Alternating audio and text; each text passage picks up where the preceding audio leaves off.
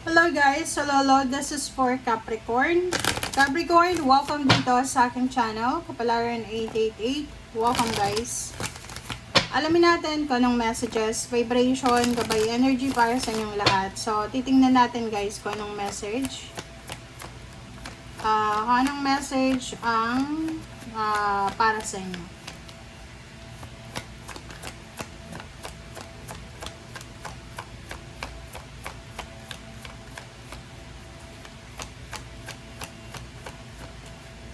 Okay, Capricorn journey.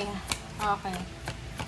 So, siguro sa linggong ito, may iba sa inyo na you're planning to travel, you're planning to visit, to take a vacation, parang ganon. So, sa nakikita ko sa iyo dito, sinasabi ng baraha sa iyo dito na yon, yung linggong ito ay posibleng nag-aalsabalutan ka. Halimbawa, yung iba pauwi ng probinsya, yung iba papuntang ibang bansa, yung iba pauwi ng Pilipinas, parang ganon. Or posibleng yung iba ay lilipat kung saan pa man. Okay? So, sa nakikita ko sa'yo dito, yung rason kung bakit ka aalis, it's because hindi na productive siya. Okay? Wala ng pera, wala ng source of happiness, parang ganon. So, sa nakikita ko sa inyo dito, ang sinasabi dito ng baraha, you need to be careful. Maging careful ka daw sa linggong ito kasi lalo na sa pagtitiwala guys. Huwag kayong masyadong magtitiwala sa kung kani-kanino. Lalo na kung tungkol yan sa pagpunta sa ibang bansa. Okay? Mag-iingat ka kasi pwedeng ikaw ay ma-scam, pwedeng ikaw ay makatagpo ka ng mga scammer na tao kasi sa panahon ngayon naglipanan na yung scammer. So, kung plano mong pumunta ng ibang bansa, mag-cross country, basta gusto mong mag-travel, kailangan ikaw mismo yung magre-research ka. Kung eto bang taong kausap mo, eto bang agency na kausap mo is tama, ito. Baka yan scam. Okay? So, you need to be careful.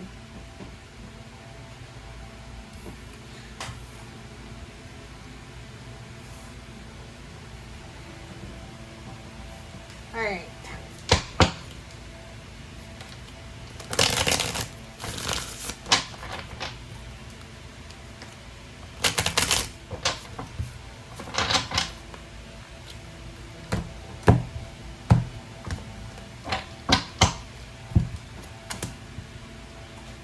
Okay. Yun.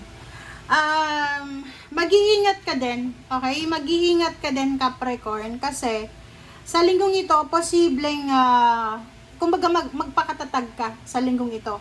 Magpakatatag ka kasi maraming mga tao na ikaw yung gagawin nilang pulutan.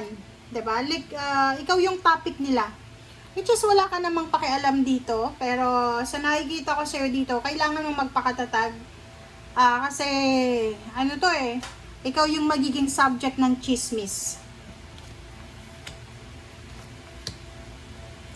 Okay, isang tao, water sign, Pisces, Scorpion, Cancer, ang posibleng makakatulong sa'yo regarding sa paghahanap ng trabaho. Pwedeng i-recommenda ka or pwedeng isang tao na makakatulong sa'yo para makahanap ka ng mga tamang tao din na makakasalamuha mo. If it's about love life naman, like yung iba sa inyo dyan, Capricorn, kung naghahanap kayo ng love life, sinasabi ng baraha sa inyo na kung gusto nyong makahanap ng talagang seryosong love life, kailangan alam nyo yun, yung iba gustong makahanap ng mayaman na asawa, mayaman na karelasyon, pumupunta sila sa lugar ng mayayaman. Parang ganun ito. 'Di ba? Kung ayaw mo, syempre 'di ba? Like for example, ganito, unless na gamitin mo yung social media mo, 'di ba? Para magpapansin, 'di ba? So, marami kasi sa social media hindi mo alam mayaman or mahirap.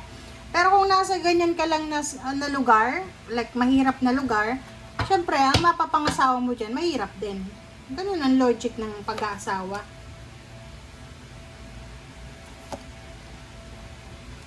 Okay, doon sa mga Capricorn na nag-aantay kayo ng pera, ng promotion, ng salary increase, ng higher position, ng travel, sabi ng bara sa inyo this week na kailangan yung magantay. Okay, magantay kayo, magpasensya, magantay kasi possible na ma-delay siya or possible na wala ka pang balita sa ngayon.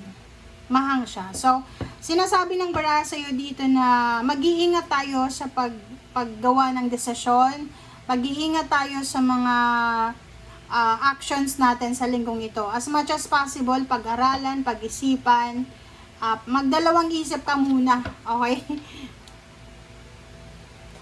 Okay, so dito sa barahang to, may mga financial problems kayo na pwedeng ma-encounter within the week. Yung ini-expect mong pera, pwedeng hindi dumating. But sabi ng bara sa'yo dito, okay lang yan. Okay lang yan. Kasi darating yan sa tamang panahon. Kumbaga, wag mong i-give up dahil sa na-delay, na-hang, or whatsoever. Kailangan maghintay ka pa rin. Be patient, guys. Okay, water sign, Pisces, Scorpion, Cancer. So, nakikita ko sa'yo dito na by the end of the week, isang napakagandang balita, communication, ang posibleng matanggap mo. And this communication ay posibleng magdala sa'yo ng confidence, ng inspiration. Magiging sobrang masaya ka. Okay? Kumbaga ano to may inspire ka sa balita or sa communication na matatanggap mo. There's a good news about pregnancy, new job, new career, new place of work, new place of residence, health, good health, parang ganon. So, may mga good news na ganon. May mga relationship din na matatapos. So, if for example, yung kagalit mo, mababalitaan mo na lang na naghiwalay na sila ng kanyang asawa. Parang ganon. Okay. Sa nakikita ko sa'yo dito, isang may pera, mayaman, may pera na tao na posibleng prospect mo siya na hinga ng tulong or utangan. Makinig ka sa sinasabi ng iyong intuition. Sabi ng bara sa'yo dito, ngayong linggo din, manatili tayong peaceful, guys.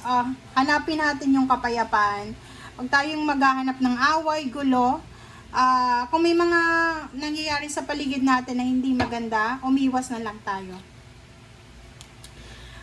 May incoming na family celebration. There's a big incoming celebration ng family like wedding, birthday, ano pa ba?